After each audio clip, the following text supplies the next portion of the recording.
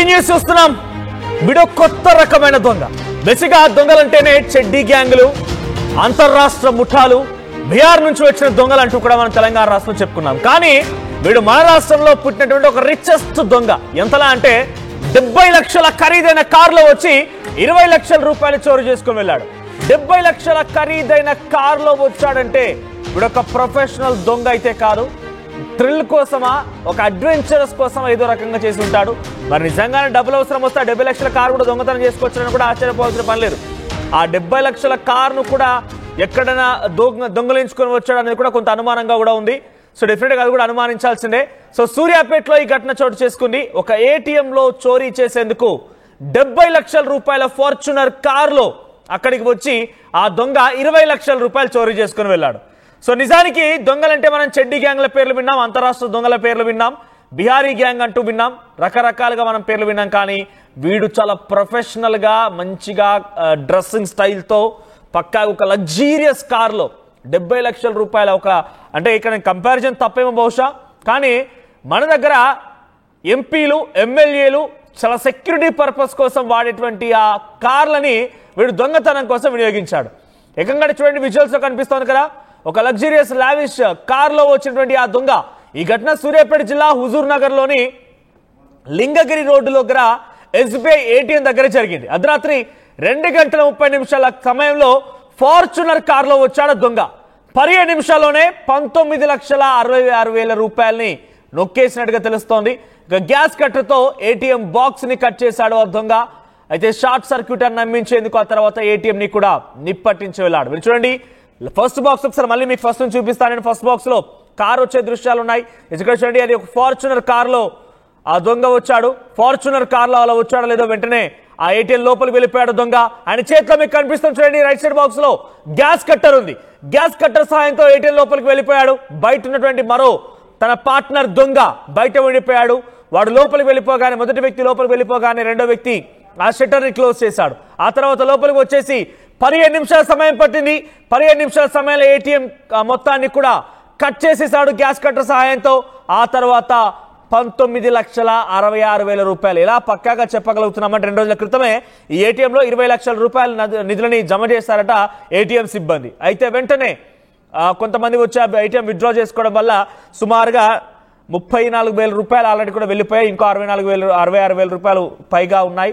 సుమారుగా 19,66,000 రూపాయలని 15 నిమిషాల్లో కాజేశాడు. అక్కడి నుంచి పరారైపోయాడు. ప్రస్తుతం ఈ ఘటన చాలా ఆసక్తి రేపుతోంది, పెద్ద ఆందోళన కలిగిస్తోంది. ఎందుకంటే ఎంత హై టెక్నాలజీ వాడాడు చూడండి వాడు. ఏకంగా ఒక ఫార్చునర్ కార్.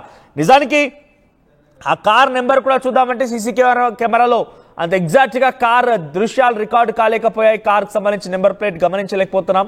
కానీ 70 లక్షల రూపాయల ఖరీదైన కారులో వచ్చారంటే నిజంగా ఆ కారును దొంగలించాడా, లేదంటే ఆ కారుని వీడే కొనుగోలు చేశాడా, కారు వీడిదేనా? నిజంగా ఆ కారు వీడిదే అయితే కనుక ఆ 70 లక్షల రూపాయల కారు వాడే వాడికి 20 లక్షల రూపాయలు పెద్దగా లెక్కేం కాదు. ఎందుకంటే వాడు ఈజీగా సంపాదించగలుగుతాడు. మరి అటువంటి వ్యక్తి 20 లక్షల రూపాయల కోసం వీడికి వచ్చి చోరీ చేస్తారంటే వీడు ఒక ప్రొఫెషనల్ దొంగ అయితే కాదు, థ్రిల్ కోసమో అడ్వెంచర్స్ కోసం చేసిన దొంగే అయి ఉంటాడు. సో ప్రస్తుతానికైతే పోలీసులు ఇంకా వీడి ఆచూకీ లభించలేదు, ఈ యొక్క దొంగ ఆచూకీ లభించలేదు. పోలీసులు ఇంకా వెతుకులాడుతూనే ఉన్నారు. నిజానికి అక్కడ జరిగిన ఘటన చూస్తే ఎవరైనా కూడా ఆశ్చర్యపోతారు. అటువంటి ఘటన జరిగింది. 15 నిమిషాల్లోనే ఏకంగా ఒక లగ్జరియస్ కార్లో వచ్చి అక్కడికి వచ్చి దొంగతనం చేసుకొని పోయాడంటే ఏమాత్రం గుర్తుపట్ట రాకుండా మొహానికి మాస్క్, మొహానికి స్కార్ఫ్ కట్టేసి పైన క్యాప్ పెట్టేసి ఏమాత్రం కూడా తనని గమనించకుండా అన్ని రకాల ఏర్పాట్లు చేసుకున్నాడు. సో ప్రస్తుతానికైతే పోలీసులు ఈ కేసును ఛేదిస్తున్నారు. దీనికి సంబంధించి మరిన్ని అప్డేట్స్ మా ప్రతినిధి అచ్యుత్ అందిస్తారు. Achit, over to you. Huzurnagar మండల కేంద్రంలో లింగగిరి రోడ్డులో అర్ధరాత్రి దొంగలు ఎస్బీఐ ఏటీఎం లో చొరబడి గ్యాస్ కటర్లతో కూడా మొత్తం కూడా ఎస్బీఐ ఏటీఎం ను పగలగొట్టి అందులో ఉన్నటువంటి 20 లక్షల రూపాయల నగదును కూడా దోచుకు వెళ్లిన పరిస్థితి కనబడుతుంది. తెల్లవారుజామున ఈ ఘటనని స్థానికులు చూసి కూడా పోలీసులకు సమాచారం ఇచ్చారు. వెంటనే ఆ సంఘటన స్థలానికి పోలీసులు చేరుకొని కూడా మూతిగా దర్యాప్తు చేస్తున్నటువంటి పరిస్థితి కనపడుతుంది. ఇప్పటికే ఎస్బీఐ బ్యాంకు కు సంబంధించిన అధికారులు కూడా హుజూర్ నగర్ పోలీస్ స్టేషన్ లో ఫిర్యాదు చేశారు. దీనిపై కూడా విచారణ జరుపుతున్నామని కూడా పోలీసులు చెప్తున్నట్టు పరిస్థితి కనపడుతుంది. మొత్తం కూడా ఆ సీసీ కెమెరాలు కూడా మొత్తం కూడా సీసీ కెమెరాలు కూడా అనవాళ్ళు లేకుండా కూడా వీళ్ళు ఆ ప్రయత్నం చేసి దొంగతనం గ్యాస్ కటర్లతో కూడా మొత్తం ఏటీఎం మిషన్ ను కూడా పగలగొట్టినట్టు పరిస్థితి కనపడుతుంది. ఎవరైతే అందులో ఉన్నటువంటి 20 లక్షల రూపాయలు సుమారు 20 లక్షల రూపాయలను దోచుకు వెళ్ళినట్లు కూడా సమాచారం ఉంది.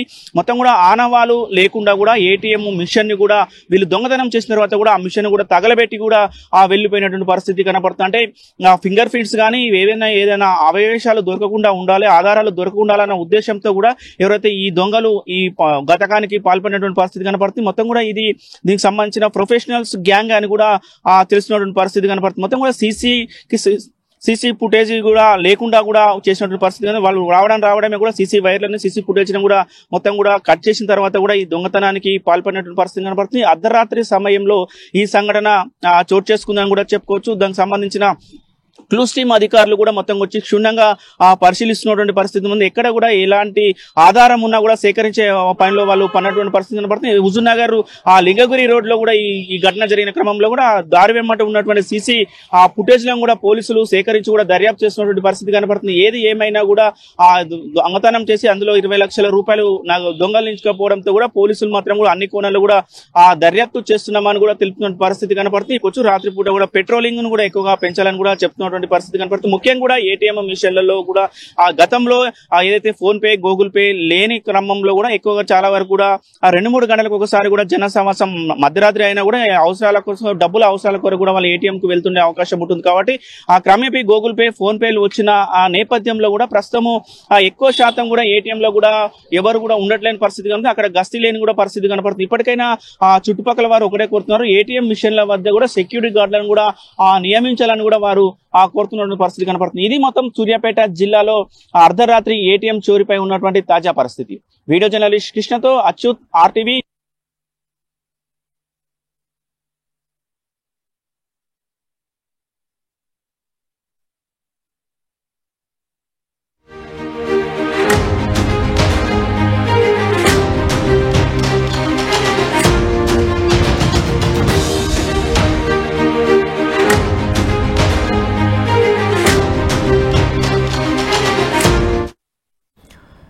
చూసారు కానీ ఈ పరిస్థితి, ఒక హైటెక్ దొంగ ఖరీదైన కారులో వచ్చి 20 లక్షల రూపాయలు చోరు చేసుకుని వెళ్ళాడు 15 నిమిషాల సమయంలోనే.